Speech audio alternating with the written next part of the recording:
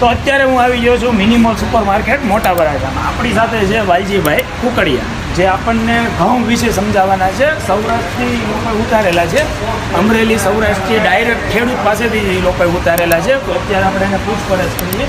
તો ભગત, આ ઘઉંમાં જે લોકો જોવે છે, આમ જોતા હોય, ઘણી વખત હું જોતો હોઉં કે ઘઉંમાં લોકો આમ જોતા હોય, તો જોતા શું હોય છે?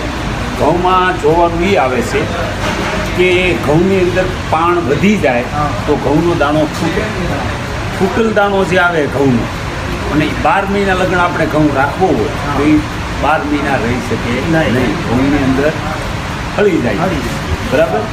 અને પહેલાં ગાડાથી ખળું કરી અને ઘઉં લેતા, એ ઘઉં 2 વર્ષ લગન એને કાંઈ ન થતું, સરસ રહેતા.